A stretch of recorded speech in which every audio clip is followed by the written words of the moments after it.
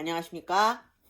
예, 오늘은 지난 며칠 전에 제가 비디오를 올렸을 때 사실은 워싱턴주에 대한 상황도 좀 업데이트를 해드리고 싶었는데 그날 제가 굉장히 감정적이고 그래서 얘기를 많이 못했어요. 그래서 어, 오늘 그 얘기를 잠깐 가볍게 하려고 합니다. 어우, 며칠 사이에 이 비디오에 보이는 제 얼굴이 엄청 커졌네요. 다들 뭐 여기 집에 있으면 다 확진자가 된다 그러더니 정말 저도 확진자가 되는 것 같습니다.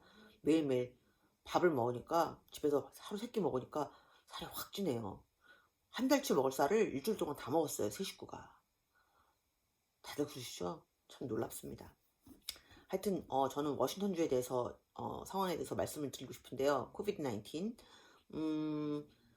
오늘 이제 몇 가지 새로운 소식들이 있었어요. 근데 첫 번째는 워싱턴주가 워싱턴주가 이제 미국 내 다른 지역과 마찬가지로 4월 중순쯤에 코비드 19 환자 수와 그 사망자 수가 정점을 찍을 것이라고 생각을 하고 추측을 하고 있었는데요. 오늘 나온 기사를 보니까 어쩌면 워싱턴주는 그 정점을 오히려 지났을 수도 있겠다라는 그런 얘기를 하고 있습니다. 3월 27일에 24명의 환자가 코비드 19로 사망했는데 그때 숫자가 그날이 정점을 찍은 날이라고 추측을 하고 있다고 하는데요. 그 구체적인 그렇게 추측을 하게 된 구체적인 근거는 신문 기사에 나오지 않았지만 그 말을 봤을 때 저는 제가 알고 있는 다른 어떤 정보들과 함께 생각을 해봤을 때 미루어 생각해봤을 때 이게 맞을 수도 있겠다라는 어떤 희망이 마음속에 피어올랐습니다. 첫 번째는 뭐냐면요. 제가 일하는 그 카이서 퍼머넨테에서 지난주에 컨퍼런스를 했어요. 폰 컨퍼런스를 했는데 코비드 19 업데이트를 해주는데 카이서 퍼머넨테는 아시는 분들 아시겠지만 의료보험 서비스를 제공하는 곳입니다. 의료보험 서비스를 제공하면서 동시에 의료 서비스를 제공을 해요. 이건 무슨 말이냐면 카이저 퍼머넨테의 보험을 가입하신 보험 가입자들은 카이저 퍼머넨테에서 제공하는 의료 서비스, 즉 클리닉에서 치료를 받으실 수 있다는 거예요. 그래서 이거를 헬스 매니지먼트 오르가니제이션이라 해가지고 HMO라고 그러죠. 어떻게 보면 닫힌 시스템인데요. 카이저 환자들만 치료를 하는 겁니다. 저희 카이저 의료 시스템에서는. 그런데 그러기 때문에 이제 그 카이저 환자들만 대상으로 한 통계 자료니까 전체를 다 그 반영한다고 할 수는 없지만 워싱턴주 전체를 반영한다고 할 수는 없지만요. 3월 31일 날짜 통계를 알려줬어요. 3월 31일 날짜로 현재로 그날 하루 기준 통계로 봤을 때 코비드 19 저기 증상을 가지고 얼전 케어에 오신 분들이 24명이라는 거예요. 24명. 근데 이 코비드 19 증상을 가지고 오시는 얼전 케어에 오시는 분들이 가장 많았을 때는 가장 정점을 찍었을 때는 3월 초에 110명이었고요. 그리고 평균적으로는 66명이라고 합니다. 그럼 66명이 최소한 평균인데 3월 30일 날 24명만 왔다는 거예요. 그 코비드 증상을 가지고 오신 분들이. 이건 굉장히 고무적이라는 생각이 들었고 저는 솔직히 이러다가 좀 많이 줄어드는 게 아닐까 하는 어떤 희망도 가져봤는데요. 그렇지만 매일매일 상황이 너무 많이 바뀌고 하니까 저도 그걸 장담할 수는 없어서 그냥 마음으로는 그렇게 계속 환자들이 점점 그러니까 그 환자들 발생이 flattening the curve가 돼가지고 계속 환자들이 좀 막 증가하지 않고 좀 서서히 이게 수평선을 그리다가 좀 내려갔으면 하는 바람을 갖고 있었는데 또 한 가지 놀라운 사실이 엊그저께인가요? 제가 기사를 봤는데 뉴스에 우리 워싱턴주 주지사 제이 인슬리가 초기에 그 연방정부로부터 받았던 400개 벤틸레이터를 뉴욕주와 다른 더 이 벤틸레이터가 필요한 주에게 사용할 수 있도록 연방정부에 다시 그 벤틸레이터 400개를 돌려보낸다는 그런 기사를 읽었습니다. 굉장한 거 아닙니까? 사실은 워싱턴주가 아시다시피 미국 내 그 코비드 19 첫 확진자가 나왔던 주고요. 그리고 초기에 그 가장 빨리빨리 이 확진자 숫자가 생기고 환자들 숫자가 생겨나고 사망이 되고, 또 특히 여러분도 아시는 그 커클랜드의 라이프 케어 센터에서 엄청난 감염자가 생겨났기 때문에 정말 모든 뉴스에 초점이 됐었고, 그래서 초기에 연방 정부에서 워싱턴주에 그 이머전시가 있으니까 그걸 도와주기 위해서 그 400개의 벤틸레이터를 보내고 뭐 병원선도 보낸다 했고, 막 그런 여러 가지 움직임이 있었는데, 오히려 워싱턴주가 선방을 하고 있기 때문에 더 심각한 뉴욕과 다른 주에 쓸 수 있도록 연방정부에 400개의 벤틸레이터를 돌려보낸다는 건, 이건 엄청난 거거든요. 그만큼 자신이 있지 않으면 제이 인슬리 주지사가 그렇게 하지 않았을 거라고 생각합니다. 그래서 저는 이게 굉장히 고무적인 사실이라고 생각을 하고요.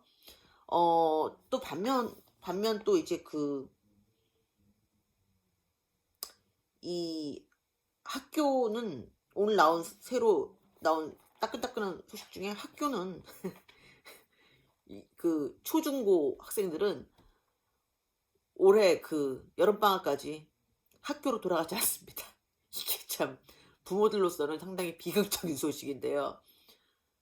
애들이 학교를 안 가요. 그러니까 지금까지처럼 뭐 리모트 러닝이라 그래서 온라인으로 숙제 주고 뭐 이런 거는 하는데, 학교에 돌아가서 그 실제 그 교실에서 수업하는 일은 이번 학년도에는 없습니다. 야, 정말. 근데 저는 이건 개인적인 의견인데요. 왜 한국은 어떤지 모르겠는데요. 미국은 왜, 아니 애들을 리모트 러닝을 하라고 그러면 좀 온라인 수업이라도 좀 해야 되는 거 아닙니까? 예? 무슨 뭐 구글 행아웃이든지, 줌은 최근에 문제가 생겼으니까 못한다 치더라도 구글 행아웃이나 뭐 스카이프나 뭐가 됐든 그런 걸로 해가지고 실제로 어떤 온라인 수업을 좀 하고, 애들 출석 뭐 이런 것도 좀 확인을 하고 좀 그래야 되는 거 아닙니까? 그냥 숙제만 휙 던져놓고 니들이 해, 이런 식이에요. 이렇게 해가지고 애들이 어떻게 공부를 할지 참 걱정이에요. 우리 아들은 밤낮이 바뀌어가지고 막, 전에는 우리가 게임도 많이 하면 구박을 했는데 요즘은 구박도 못하겠고, 애들이 집안에 갇혀서 나가질 못하는데, 예? 그거 답답하지 않게 게임이라도 해야 되지 않겠습니까? 참 제가 무책임한 엄마인지는 모르겠지만 계속 그냥 냅두고 있습니다. 물론 너무 오래 하면 저도 막지만요. 참. 하여튼 그래서 그 말씀을 오늘 좀 드리고 싶었고요. 사실 지금 현재 시애틀 상황은 아까 좀 확인해 봤을 때 8,384명이 확진됐고, 그중에 372명이 사망을 했고, 그런데 정말 이 사망률이 정점을 지났다라는 그 뉴스가 정말 사실이었으면 좋겠고요. 계속 다들 힘들게 자가 격리하시고 계시고, 비즈니스도 그 명령 때문에 문 닫고 있고, 경제적으로도 많이 힘드시고, 직장들도 뭐 문을 닫아서 지금 현재 강제적인 휴가를 하시는 분들도 있고, 뭐 자택근무 하시는 분들도 있겠지만, 하여튼 다들 힘든 시간을 보내고 계신데, 다들 힘내시라는 말씀 드리고 싶었고요. 그리고 마지막으로 저는 뉴욕을 위해서 좀 많이들 기도해 주셨으면 좋겠습니다. 저는 뉴욕 얘기를 들으면 되게 마음이 아픈데요. 뉴욕에서 지금 어마어마한 숫자의 사람들이 돌아가시잖아요. 지금 제가 듣기로는 뉴욕에 어떤 제 아는 분은 형님이 돌아가셨는데 도대체 어느 영안실에 계신지 알 수가 없다고 합니다. 지금 뉴욕은 정말 아비규환인 것 같아요. 근데 이런 상황을 볼 때 의료계에 종사하는 사람들은 느끼는 게 달라요. 저희는 미치게 돌아가는 상황 속에서 일을 해본 사람들이기 때문에, 지금 뉴욕이 인펙션 컨트롤도 전혀 안 되고, 그냥 이 헬스케어 종사자들이 그냥 목숨을 걸고 제대로 된 PPE도 없이 총알바지처럼 던져지고 있는 거가 눈에 뻔히 보여서 마음이 너무 아픕니다. 제가 들은 얘기로는 또 어떤 경우는 뉴욕의 어떤 간호사분들이 자체적으로 그 N95를 어떻게 구해서 그걸 쓰고 갔더니, 간호사들은 N95 쓸 필요 없다고 구박을 하고 쓰지 말라고 구박을 해서 결국은 못 쓰고 자기가 구한 N95를 남을 줬다고 하는 얘기를 들었을 때는 제가 정말 어이가 없었어요. 근데 그게 뉴욕에서만 일어나는 게 아니라 이 워싱턴주에서도 일어나고 있습니다. 아니, 그러니까 워싱턴주에서는 그 N95를 뭐 쓰지 마라 뭐 이런 것까지 모르겠는데요. 이 워싱턴주 그 에서 일하시는 헬스케어 워커들한테도 제가 정말 어이없는 이야기를 많이 들었습니다. 그래서 그런 거를 좀 제가 좀 이야기도 나눠보고 싶고 해서 오늘 한번 모임을 하려고 그랬는데 제가 시간을 잘못 잡는 바람에 못했고요. 다음번에 시간 잡으면 한번 이야기를 해보고 그 이야기를 나눠봤으면 좋겠습니다. 하여튼 오늘도 저한테 마스크 보내주시겠다고 하신 분들이 계셨는데 너무 감사한데 한국에서는 마스크를 못 보낸대요. 다시 말씀드리지만 직계가족이라 해야 된답니다. 직계가족이라 해야 되고요. 그것도 형제자매 간에는 안 되고 부모 자식 간에만 되고요. 그것도 일주일에 4개 이상 못 보내고요. 그리고 받는 사람이, 그러니까 제가 시민권자인 경우에는 못 받는다고 합니다. 근데 저는 불행히도 미국 시민권자라서 받을 수가 없네요. 그래서 하여튼 저는 뭐 어떤 경우에도 받을 수가 없습니다 이제. 근데 걱정하지 마시고요. 제가 또 어떤 분이 또 저를 불쌍히 여기셔가지고 여기 미국에 계신 분이 몇 개 주셨어요. 그러니까 그걸로 살아남을 수 있고, 또 한국에 있는 제 친구가 면 마스크, 일반 마스크, 부직포 마스크 그런 건 못 보내는데 면 마스크는 보낼 수 있다고 해서 보내준다고 해서 지금 기쁜 마음으로 기다리고 있습니다. 또 오늘 또 다른 친구는 거기다 늘 필터를 보내겠다고. 진짜 감사합니다. 제가 참 친구 복이 많은 사람입니다. 제가 원래 좀 사람들이 그런 게 있잖아요. 예? 좀 칠칠 맞고 좀 이렇게 불쌍한 애들, 예? 옆에 있는 사람들이 아유 제 손 많이 가면서 도와주잖아요. 제가 좀 그런 사람인가 봐요. 제가 친구들한테 항상 이렇게 어릴 때부터 많이 받았는데, 야 이제 이 나이 되면 이제 안 받을 줄 알았는데 아직도 제가 받네요. 하여튼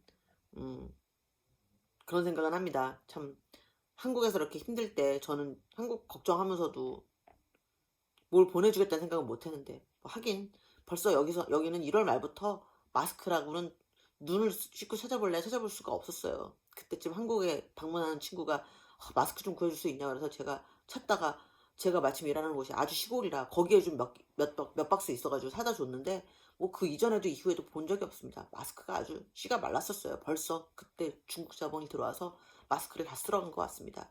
그러니까 한국에 난리가 났을 때 제가 어차피 뭐 보내주고 싶어도 보내줄 마스크가 제 손에 없긴 했지만요.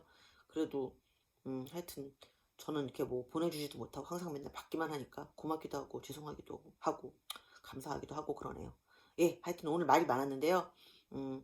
워싱턴 주 상황에 대해서 뭐 자세한 건 아니지만 뭐 제가 말하는 게 다 100% 정확하고 이게 다 이런 식으로 흘러갈 건 아니지만요. 현재까지 제가 알고 있는 데이터를 말씀드려 봤습니다. 예. 근데 제가 왜 자꾸 이렇게 유튜버도 아니면서 유튜버인 척하고 떠드는지 모르겠어요. 우리 남편이 하루 종일 유튜브 보면 아주 그 유튜브 소리 듣기 싫어가지고 짜증 부렸는데 저도 모르게 짜증 부리다가 물들었나 봅니다. 하여튼 뭐 저는 그 사람들 말 잘하는 걸 처음 알았네요.